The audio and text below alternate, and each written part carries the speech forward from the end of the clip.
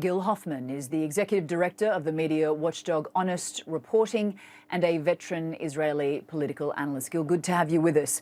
This is the first bomb attack on Israeli citizens in Israel in more than 6 years. What more are you learning?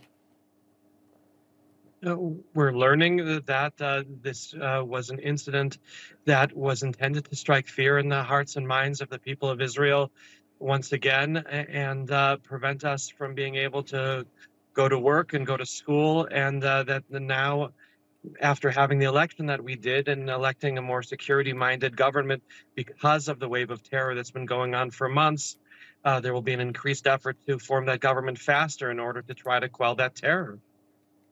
Gil, can you explain to me why there is a gag order in place? I know that there's an investigation taking place right now. They have not apprehended the perpetrators of the attack.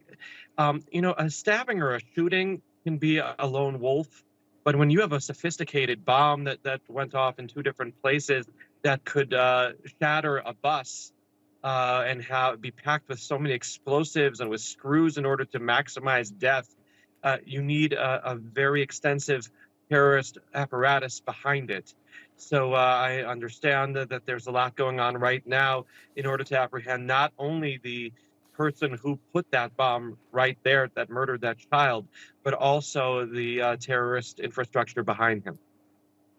It has been described by authorities as a complex attack, but the bombs, they weren't as big or as sophisticated as what you have seen in the past in Israel. We know this is not a lone wolf attack, so I guess there are concerns that this could be the start of the Third Intifada. We've heard that so many times, and the Second Intifada never ended. There have never been a halt of attempts to try to murder Jews in the state of Israel. What happened was that the Israeli army took steps in order to hit the terrorism at the top and succeeded for a long time. If the world wonders why Israel has entered places like Jenin and Nablus, it's happened because that's been necessary in order to stop the murder of children like what happened today. And don't be surprised if it happens again. And if the world condemns it again, then they're only facilitating terror again in the future.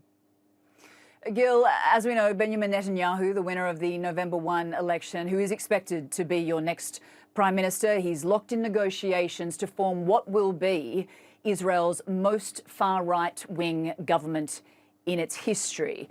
Surely there are concerns that this will only throw fuel on the fire. I don't know if it's the most right-wing government we've ever had. I know it's going to be one of the most security-minded governments that we've ever had, and that's what the people of Israel voted for. They had a wave of terror on the streets where people didn't realize or know whether it was safe to go shopping, and it can strike anywhere. And that fear compelled them to vote for parties that put security first on their agenda. And if those parties, when they come to power, take steps to quell that terror, that would help Jews, Christians, and Muslims, Israeli Arabs, and Palestinians. It won't intensify the situation. Hopefully, it will calm the situation. Gil, you say that this will be the most security-minded government. There will obviously be calls for tougher measures taken against this sort of violence. But is that the only answer to address this increasing violence? It would be wonderful if there could be peace talks. I haven't seen Abu Mazen, Mahmoud Abbas, the Palestinian leader, immediately go and condemn the attack and say that he will do everything possible to bring the perpetrators to justice. If there had been a partner on the Palestinian side fulfilling its obligations in previous peace accords to stop terror, then of course security steps would not be needed as much, and I hope that day comes soon. Gil Hoffman, thank you for your time. Pleasure.